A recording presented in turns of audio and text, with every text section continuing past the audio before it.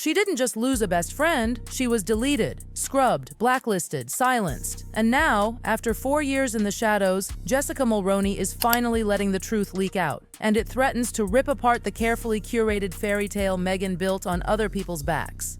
For years, the silence was unsettling, not peaceful, ominous. Toronto went quiet. Hollywood stopped calling. Red carpets vanished.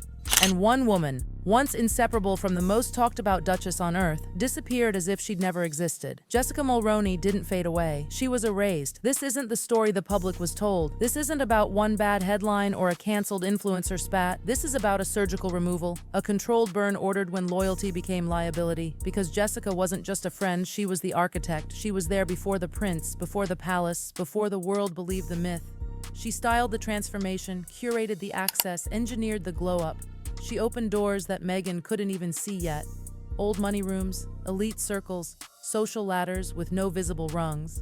And that made her dangerous. For 4 years, the narrative was simple. Jessica said the wrong thing in 2020, and the mob came for her. Career over, friendship collateral damage, case closed, except the timeline doesn't add up, because within 48 hours of the scandal breaking, something colder happened, something final. A message, short, sharp, emotionless, landed on Jessica's phone. Not concern, not support, a goodbye disguised as morality. "I have to protect my family. Please don't contact me." That was it. No phone call, no conversation, no decade-long bond honored, just a clean cut, like deleting a file that knows too much. And suddenly, the machine kicked in. Television contracts, gone, invitations, pulled, industry whispers, poisoned. Jessica didn't just lose work, she lost oxygen. Behind closed doors, the message was allegedly clear. If you keep Jessica, you lose access. No proximity, no favors, no royal adjacent sparkle. A quiet but lethal embargo. Hollywood understands that language, so they complied. But here's what no one accounted for. Jessica Mulroney is not some disposable hanger-on. She comes from political sharks. She understands patience. She understands leverage. And most importantly, she understands receipts. Because while photos vanished from Instagram, backups don't vanish from clouds. While friendships dissolve publicly, private archives don't forget, and Jessica has everything.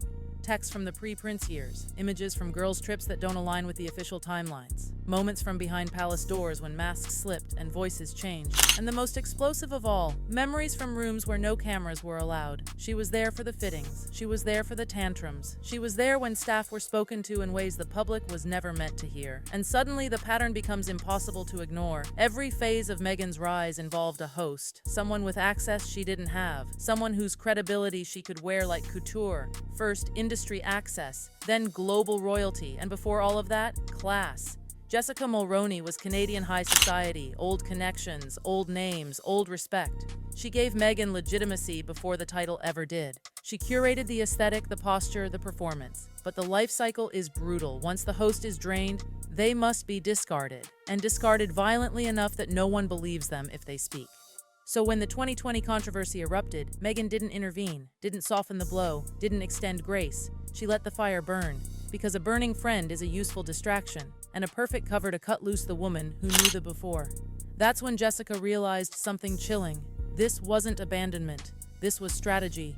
Picture it. Toronto. Curtains drawn. Press outside. A woman sitting on the floor of a walk-in closet that once doubled as a command center for royal outfits. Phone in hand, heart racing, reading that message again and again. 4 years of loyalty, 4 years of secrets, 4 years of silence. Gone. Her husband sees it immediately. The devastation, the betrayal, the hollowed-out stare of someone who finally understands she was never family. She was infrastructure. She needs you to be the villain, he says quietly, so she can stay the victim. And that's when the shock hardens. Jessica remembers the nights planning the wedding, the anxiety attacks, the secrets she kept about who met whom, when, and how. She remembers being the firewall, the one who absorbed chaos so the image stayed clean. And now, she's been designated radioactive. That's when resolve replaces grief.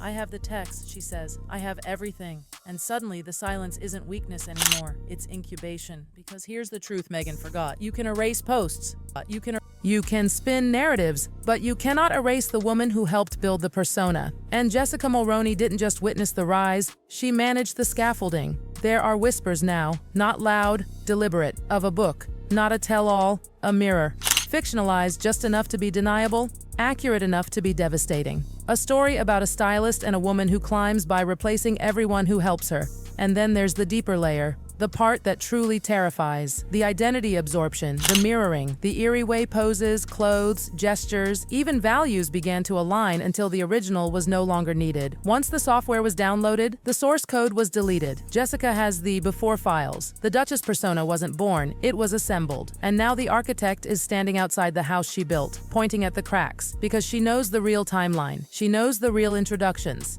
She knows the weekends that weren't supposed to exist. And by erasing Jessica, Meghan wasn't protecting her brand. She was trying to erase the witness. But witnesses don't disappear. They wait.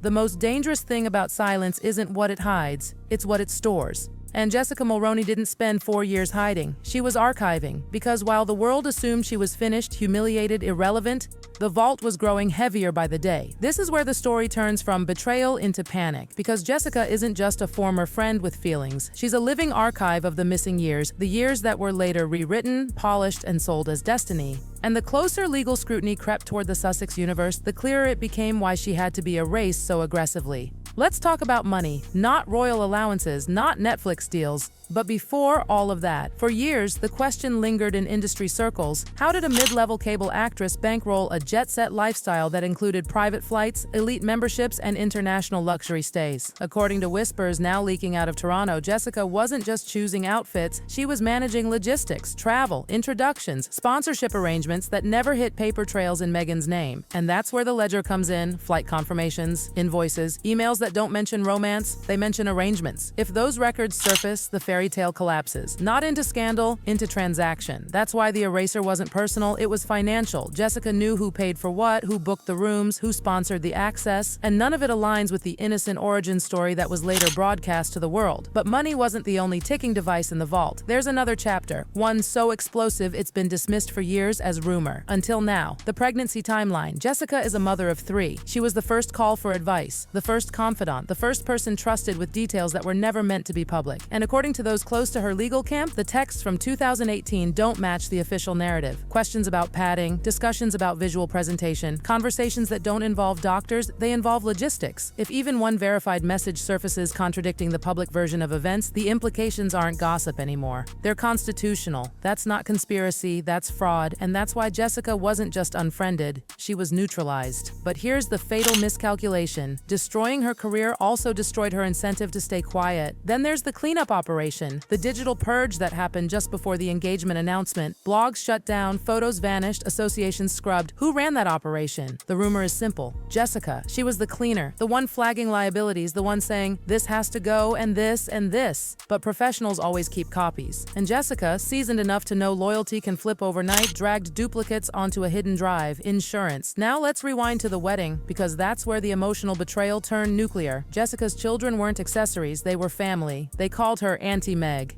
They practiced routines with her, trusted her, believed her. And then, overnight, she vanished from their lives. No goodbye, no explanation, no closure. Gifts stopped, calls stopped, faces disappeared. 3 children learned what transactional love feels like before they were old enough to name it. That's the line that didn't just end a friendship, it created an enemy. Because adults can absorb betrayal. Mothers don't forgive it when it hits their kids. And now, those kids are older, watching, understanding. They remember the woman before the title. They remember the promises. They remember the switch. That's when compassion stops being branding and starts being evidence.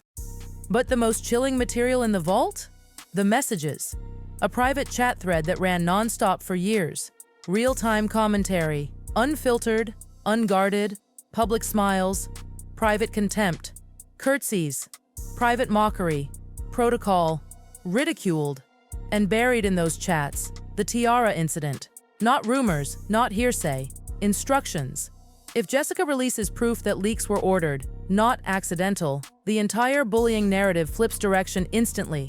Because then it isn't misunderstandings, it's command responsibility. And palace lawyers know it. That's why subpoenas started whispering her name. That's why defamation cases suddenly circle closer to Toronto. Because Jessica isn't emotional testimony, she's forensic, she's timestamps, metadata, screenshots. She doesn't need to embellish, she just needs to authenticate. And that's when fear entered the Olive Garden mansion. Picture it: 3 a.m. lawyers, briefs, silence that feels like pressure. An email lands. Subject: Mulroney deposition imminent. There's no rage this time, no grand speeches, just the cold realization that NDAs don't protect against a former friend who never signed one. Because Jessica wasn't staff, she was family, and families know where everything is buried. buried. That's when the truth finally surfaces. Not loudly, not dramatically, but with terrifying calm. The erasure failed. Jessica Mulroney didn't disappear. She activated, she connected with others, former staff, other women discarded after serving their purpose. A pattern began to form, and patterns don't lie. Isolation, mirroring, replacement, discard,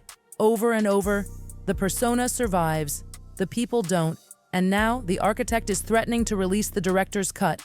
A manuscript already written, a story thinly veiled but unmistakable. Hollywood knows exactly who it's about, because once the stylist left, everything degraded. The Polish vanished, the strategy collapsed, the image frayed, the eraser erased the operating system, and now the machine is malfunctioning. Every new venture sinks into the same hole, because the foundation was built by someone who knows exactly where to push. Jessica doesn't want money. She wants correction. She wants history to stop lying. And the most brutal irony of all, the woman who preached compassion erased children without blinking. That's not image damage, that's character exposure. The vault is open, the witness is willing, and the silence that once protected the myth is now the thing about to destroy it. Because the truth doesn't scream, it waits, and Jessica Mulroney has waited long enough.